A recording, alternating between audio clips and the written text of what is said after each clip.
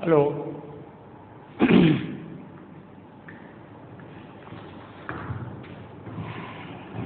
નમસ્કાર વિદ્યાર્થી મિત્રો. એચએન વિદ્યાલયના આ ખૂબ જ સરસ એવા ઈ લર્નિંગ પ્રોગ્રામમાં હું આપનું ફરીથી સ્વાગત કરું છું. મિત્રો, સ્થાન, વેગ, પ્રવેગ, સ્થાનાંતર, પથ લંબાઈ, સરેરાશ વેગ, તત્કાલીન વેગ, ઝડપ, અહીં સુધીની આપણે ચર્ચા કરી લીધી છે. એટલે એવું કહેવાય કે ગતિનો અભ્યાસ કરવા માટેની જરૂરી રાશિઓની વ્યાખ્યાઓ આપણે કરી ચૂકેલા છીએ. તો હવે આપણે અત્યારે ખૂબ જ ઇમ્પોર્ટન્ટ એવા આલેખની ચર્ચા આ લેસનમાં કરવાની છે.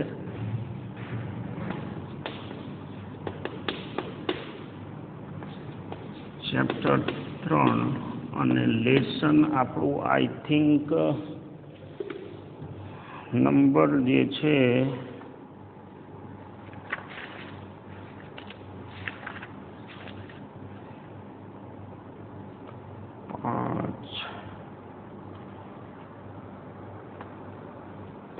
6.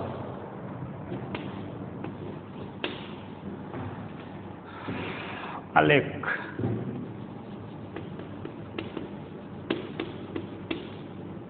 જુદા જુદા પ્રકારના આલેખ, એના સ્વરૂપ આપણે સમજવાના છે. હેડિંગ અહીંથી કાઢીને અહીંયા લઈ લઉં.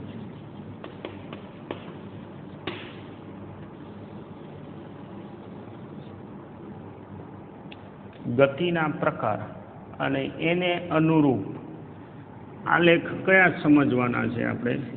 એક્સટી, વીટી અને એટી. મતલબ સમય સાથે સ્થાનના ફેરફાર, વેગ સાથે સ્થાનના ફેરફાર, વેગ સાથે સમયના ફેરફાર, પ્રવેગ સાથે સમયના ફેરફાર. એકડે એકથી ચાલુ કરી તો એક્સટી આલેખ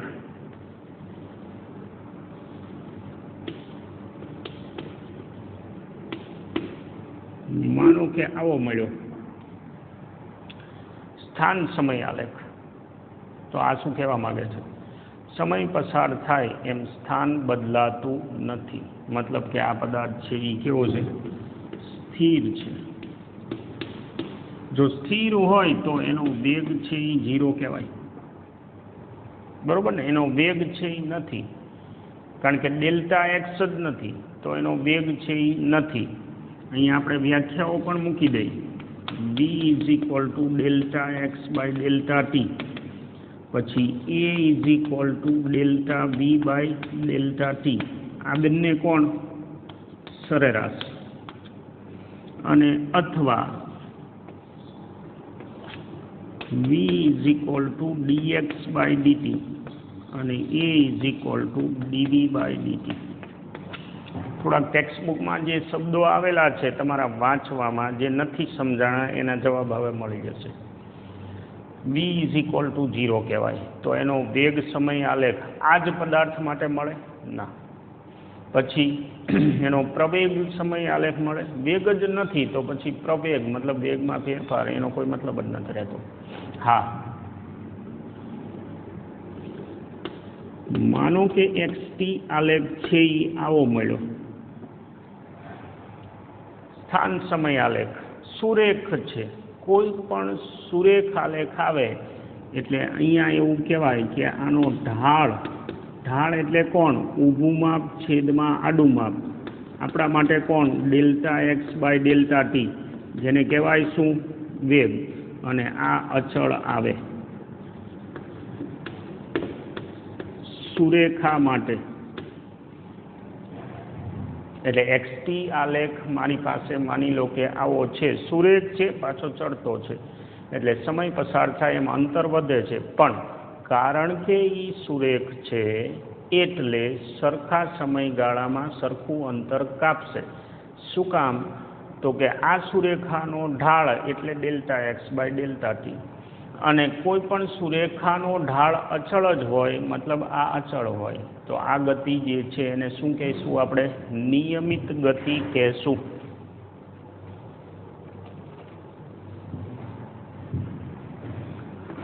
નિયમિત. ક્યારે?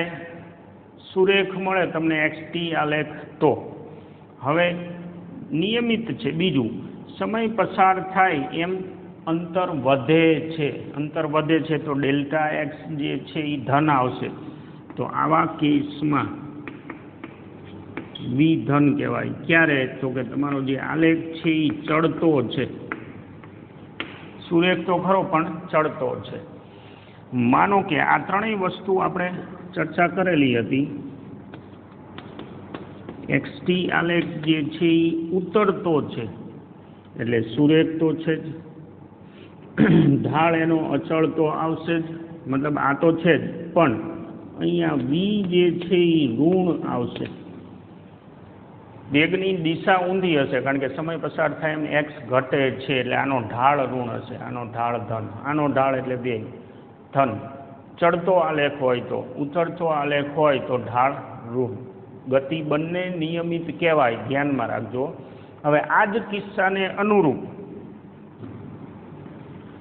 વેગ સમય આલેખ હું બતાવું તો આવો આવશે આ જ પદાર્થ માટે ધ્યાન રાખજો ખાસ આ જ પદાર્થ માટે વેગ સમયનો આલેખ આવો આવશે કારણ કે આ શું કહેવા માંગે છે વેગ બદલાતો નથી આપણે અહીંયા દર્શાવ્યું સમય પસાર થાય એમ વેગ બદલાતો નથી હવે આનો પ્રવેગ સમય આલેખ આપણને મળશે નહીં મળે કારણ કે વેગ અચળ છે તો આનો પ્રવેગ તમને નહીં મળે આ ત્રીજા કિસ્સામાં વેગ સમય આલેખ છે એ કેવો આવશે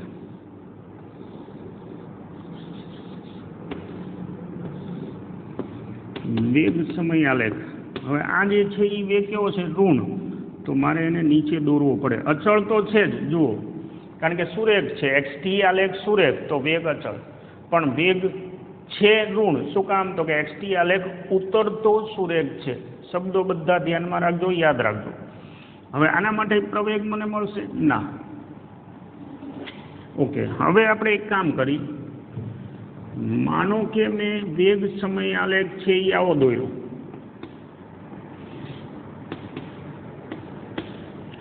અને વેગ સમય આલેખ છે એ આવો દોર્યો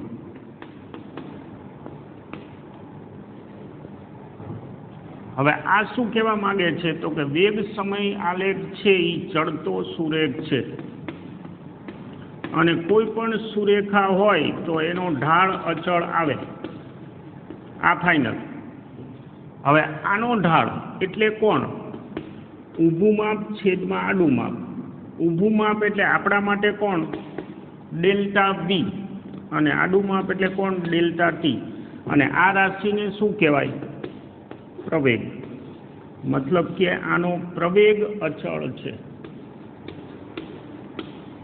એટલે આ અચળ પ્રવેગી ગતિ છે અનિયમિત તો છે જ કારણ કે વેગ બદલાય છે પણ એનો પ્રવેગ અચળ મળ્યો ક્યારે દ્વિતીય આલેખ સુરેખ હોય તો બીજું ચડતો સુરેખ છે તો આનો પ્રવેગ જે છે એ ધન હશે આ કિસ્સા માટે હવે આ જ કિસ્સા માટે હું એટી આલેખ દોરું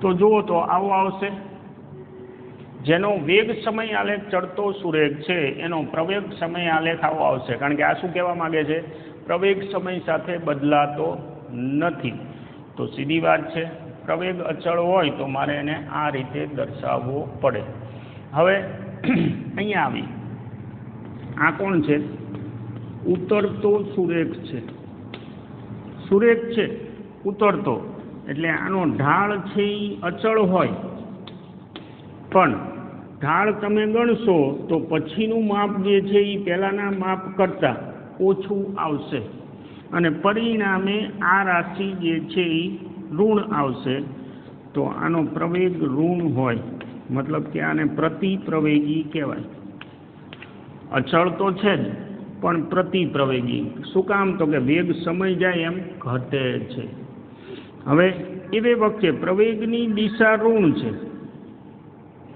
અહીંયા પ્રવેગની દિશા ધન છે હવે આનું અર્થઘટન કરી લઈ જો જગ્યા મારી પાસે શોર્ટેજ થઈ ગઈ કંઈ વાંધો નહીં જો એ અને બી એક જ દિશામાં હોય તો પ્રવેગી ગતિ ગણવાની. કોણ ધન કોણ ઋણ એ નહીં વિચારવાનું. મતલબ કે એ ઋણ છે અને વી એ ઋણ હોય તો એને પ્રવેગી ગતિ કહેવાય. એ ઋણ વી ઋણ. એ ધન હોય અને વી એ ધન હોય તો એને પ્રવેગી ગણવાની. પણ એક ધન હોય અને બીજું ઋણ હોય તો એને પ્રતિપ્રવેગી ગતિ ગણવાની. કારણ કે વેગ ધન હોય મતલબ એની દિશા જે છે એ જવાની દિશા ચોક્કસ હોય અને એમાં ઘટાડો થાય તો જ માઇનસ સામે આવે. ઘટાડો ક્યારે થાય તો કે બંને વિરુદ્ધ દિશામાં હોય, બ્રેક મારતા હોય તો જ એવું થાય. એટલે એક જ દિશામાં હોય તો પ્રવેગી કહેવાય, વિરુદ્ધ હોય સાઇન અલગ અલગ ઇન શોર્ટ હોય તો એને પ્રતિપ્રવેગી ગણવાની. હવે આ જ કિસ્સા માટે આને હું કાઢી નાખું, વાક્ય તો તમે સાંભળી લીધું. પ્રવેગ સમય આલેખ આ જ કિસ્સા માટે દોરવું તો આવશે આવો. પ્રવેગ બદલાતો નથી કારણ કે આનો ઢાળ બદલાતો નથી. જો વીટીનો ઢાળ નથી બદલાતો એટલે પ્રવેગ અચળ છે. ઓલારે મિક્સઅપ ન કરતા હોય, અહીંયા એક્સટી છે એટલે આ ખાસ ધ્યાનમાં રાખવાનું છે. વીટી જે છે એનું આલેખ ઉતરતો સુરેખ હોય તો આનો ઢાળ અચળ ઉતરતો હોવાના કારણે ઋણ, સુરેખ હોવાના કારણે અચળ. બીજું પ્રવેગ ઋણ હોય તો મારે એને અહીં બતાવવું પડે અને એ છે પાછો કેવો સમય જતાં બદલાતો નથી એટલે કે અચળ છે એટલે આ અચળ બતાવ્યું. ઓકે, હવે પ્રશ્ન મેઇન જે છે કે ભાઈ આવો વીટી આલેખ હોય તો એનો એક્સટી કેવો હોય.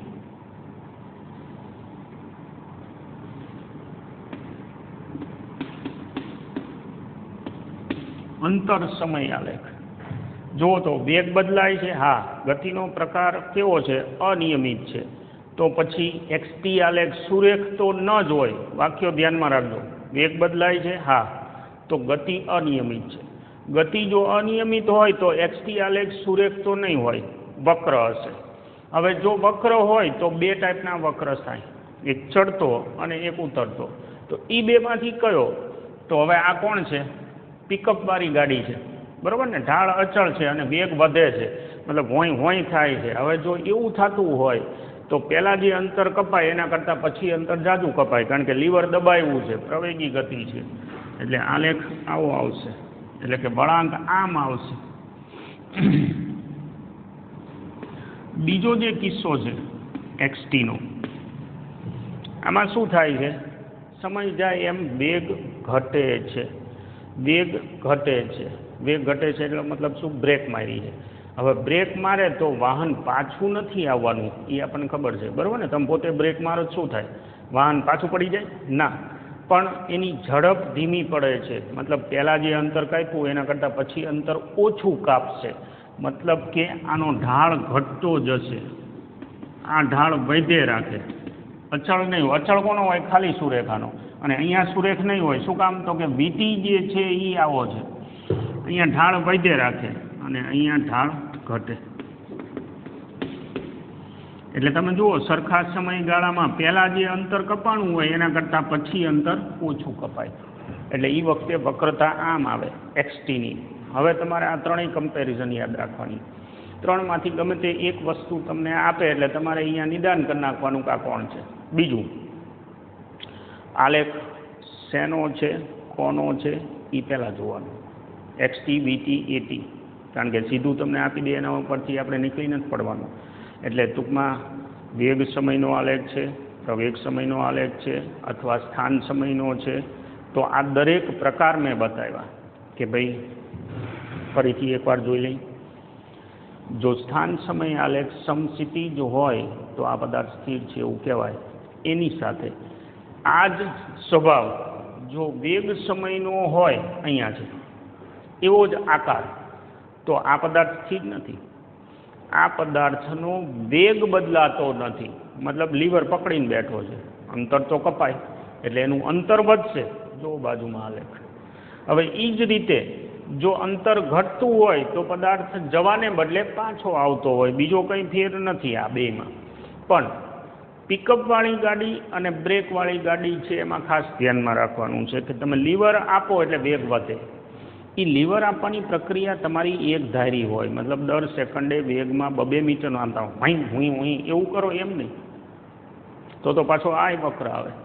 પણ આ શું કહેવા માગે છે કે 2 સેકન્ડમાં તમે 5 મીટર પ્રતિ સેકન્ડ વધાર્યું તો બીજી 2 સેકન્ડમાં એ 5નો જ વધારો, ત્રીજી 2 સેકન્ડમાં એ 5નો જ વધારો. આ જ રીતે વધતું જાય તો એને અચળ પ્રવેગી ગતિ કહેવાય, જેનો પ્રવેગ જે છે એ ધન હોય.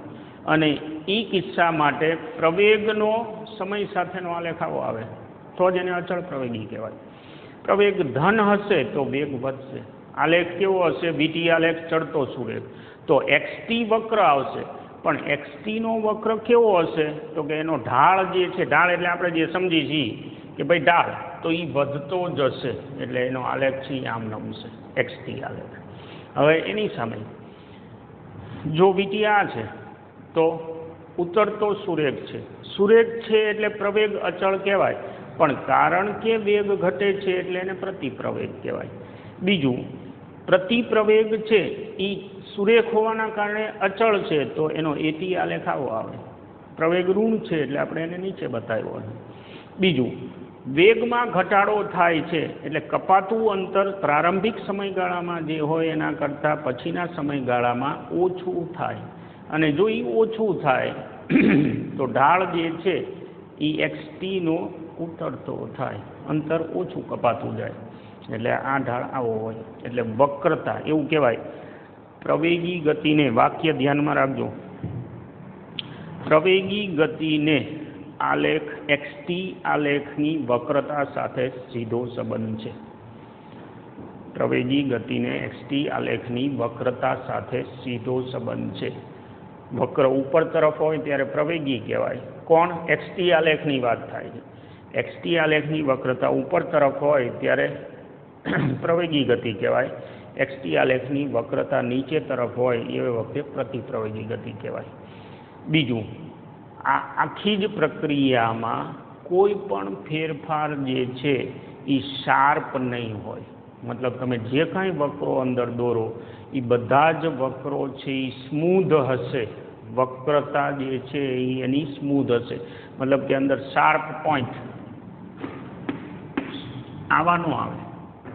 માનો કે એક્સટી આલેખ મેં આવો દોર્યો, અથવા તો આમ કરીને આમ ઝૂમ દઈને દોર્યો, ટોચ પાસે શાર્પ અણી કાઢી. હવે એવું ન થાય. શું કામ? તો કે આ અંતર વધે છે, પછી અહીંયાથી ઘટે છે. હવે ગતિનો પ્રકાર કેવો છે? વક્ર જેવું દેખાડ્યું છે એટલે અનિયમિત. હવે અનિયમિત હોય તો શું છે? લીવર આપ્યું, પછી બ્રેક મારી. હવે તમે લીવર આપો અને બ્રેક મારો, એમાં અંતર વધે કરતાં ઓલો પદાર્થ પાછો આવે. સમજો, વધે કરતાં પદાર્થ પાછો આવે એવી પ્રક્રિયા થઈ. તો એ જ્યાંથી પાછો આવે, જ્યાં ટર્ન મારે અહીંયા એને ટાઈમ તો જોઈશે ને. સીધી વાત છે ને. ફટ દઈને ઘૂમ લઈને સીધો આવી જાય. તમે પોતે વિચારો, તમે વાહન લઈને જાઓ છો, હવે તમારી ગતિની દિશા તમારે બદલાવી છે તો તમારે થોડોક સમય જોઈશે. જઈને તરત ઝૂમ દઈને રિટર્ન કઈ રીતે મારી શકો? રિવર્સ ગેર. એટલે આ આલેખ કોઈ દિવસ આવા શાર્પ નહીં હોય, આવા જ હશે, સ્મૂધ હશે. તમને ટેક્સ્ટ બુકમાં એક વાક્ય જડશે, મેં સાદી ભાષામાં કીધું છે. બીજું, ટેક્સ્ટ બુક જે છે એને હવે તમે શાંતિથી જો વાંચશો તો આ બધા આલેખના કટકા એમણે છૂટા આપ્યા છે.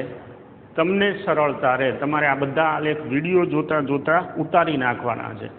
વિડીયો જોતા ઉતારી અને દરેક આલેખ માટે તમારે નિદાન નીચે તમારા વાક્યમાં બહુ સરસ રીતે લખી નાખવાનું છે. એવું લાગે તો ભલે 2 વાર વિડીયો જોવો પડે, 3 વાર જોવો પડે, પણ તમારે દરેક આલેખના નિદાન, ગતિના પ્રકાર છે એ લખી લેવાના છે. કારણ કે MCQમાં, દાખલામાં આલેખના આધારે ઘણા નિદાન કરવાના આપણે આવે છે. એટલે આ વસ્તુ એક આપણે ધ્યાનમાં રાખશું.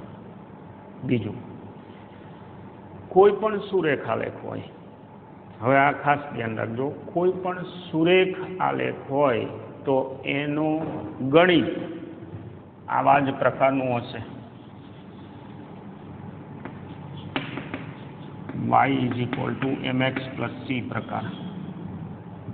આપણે ફાઉન્ડેશનમાં ચર્ચા કરેલી છે. મતલબ કે એક્સટી આલેખ આવો હોય તો એના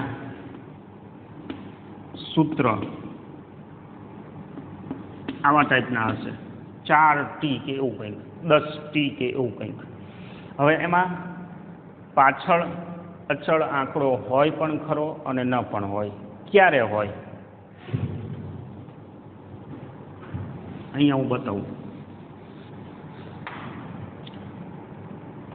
માનો કે xt આલેખ આવો છે તો અંતછેદ ઉદ્ભવ અક્ષ ઉપર મળશે. આમાં નહીં મળે. તમે જુઓ આ આલેખ ક્યાં 0 માંથી પાસ થાય છે તો એનું ગણિત આ ટાઈપનું હશે, અને પેલાનું ગણિત જે છે એ આ ટાઈપનું હોઈ શકે. ફાઉન્ડેશનમાં ઘણી ચર્ચા આપણે કરી લીધી છે. તમે જુઓ t બરાબર 0 નાખો એટલે x બરાબર શું મળે 5, મતલબ આલેખ ઉદ્ભવ અક્ષને ક્યાંકથી છેદશે. આ જે છે એમાં ગણિત કઈ ટાઈપનું હશે? સમય જતાં અંતરના આંકડા, સમય વધે એમ અંતરના આંકડા ઘટે છે, એટલે માઇનસ માની લો કે અહીંયા તમારે લગાડવો પડે, કારણ કે -4 પછી -8 પછી -12 તો જ આમ ઊંધી ગાડી હાલે છે એવું કહેવાય ને. એટલે હવે આ માટે તમે ગણિત ધ્યાનમાં રાખજો કે ખાલી ગણિત જોઈને ખબર પડે, આલેખ જોઈને ખબર પડે ગતિનો પ્રકાર. એક્સના સૂત્રમાં ટીની વધુમાં વધુ એક ઘાત હોય તો ગતિનો પ્રકાર નિયમિત કહેવાય. ટેક્સ્ટ બુકમાંથી નહીં મળે, વાક્ય ક્યાંક નોંધી લેજો. એક્સના સૂત્રમાં ટીની વધુમાં વધુ ઘાત જો 1 હોય તો ગતિનો પ્રકાર નિયમિત કહેવાય. એ વખતે વેગ અચળ આવશે. આનું વિકલન કરો dx/dt એટલે વેગ બરાબર 4 મળશે તમને સીધું. હવે આ જે છે vt આલેખ, તો એના સૂત્ર પણ એવા જ હશે. v બરાબર 5t કે એવું કંઈક 0 0 માં જ પાસ થાય છે એટલે, નહીંતર પેલા ટાઈપનું. હવે આ વેગનું સૂત્ર થયું, આનું વિકલન કરો એટલે a બરાબર તમને શું મળે? dv/dt કરી એટલે 5 મળે, કારણ કે t નું 1 થઈ જાય. તો હવે એવા, આને હું 5 ને બદલે 6 કરી નાખું. હવે એવા સંજોગોમાં x નું સૂત્ર કેવું હશે? x બરાબર 3t² વત્તા 2 કે એવું કંઈક. એ તો શરૂ થતું હોય જ્યાંથી ત્યાંથી, માની લો ઉપરથી ક્યાંયથી શરૂ થતું હોય તો હોય આંકડો, નહીં તો ન હોય. હવે હું આનું વિકલન કરું તો શું થાય? ઘાત આગળ આવે એટલે 3 દુ 6t થાય, એટલે વેગનું સૂત્ર આવું હોય. એટલે જે સુરેખ છે ને કોઈ પણ આલેખ, એમાં ચલની મહત્તમ 1 ઘાત હોય. વક્ર હોય એમાં ચલની ઘાત 2, 3, 4 એવું હોઈ શકે. માઇનસ આવે, માની લો કે અહીંયા માઇનસ આવે તો આ જગ્યાએ માઇનસ હોય, અને અહીંયા માઇનસ હોય તો મહત્તમ ઘાતવાળું પદ છે એ ઋણ હશે. આ બધા લોજિક થયા, જેના આધારે તમે ઘણી બધી સિચ્યુએશન એમને મેન્ટલી સોલ્વ કરી શકો. આલેખ બધા દોરી એક બાજુ તમારી નોટબુકમાં દરેક આલેખના વર્ણન કયા, કે ભાઈ આ આલેખ જે છે xt આલેખ, તો આ શું કહેવા માંગે છે? ગતિનો પ્રકાર આવો છે, અંતર વધે છે, વેગ ધન કહેવાય, ઋણ કહેવાય, જે કંઈ તમે સમજેલા છો એ બધું તમારે લખવાનું છે, જેથી કરીને તમને જ્યારે જરૂર પડે ત્યારે યાદ આવે. હવે તમે આખું થિયરીનું સેક્શન વાંચશો પ્રવેગ સુધી એટલે બધું સમજાઈ જશે. ટેક્સ્ટબુકની ભાષા ભલે ગમે તે હોય, આપણે એને એકદમ ઇઝી વે કરી નાખેલો છે, અને બધા જ આલેખ મેં કીધું એમ એક જ જગ્યાએ કલેક્ટ કરી લીધા છે, છૂટા છૂટા રાખવાને બદલે. ફરીથી પાછા મળશું, આગળ વધતા રહીશું. ટેક્સ્ટબુક વાંચતા રહેજો, અને હા ડાઉટ હોય તો એને સાઈડમાં નોંધતા રહેજો. ત્યારે હું રજા લઉં. Thank you.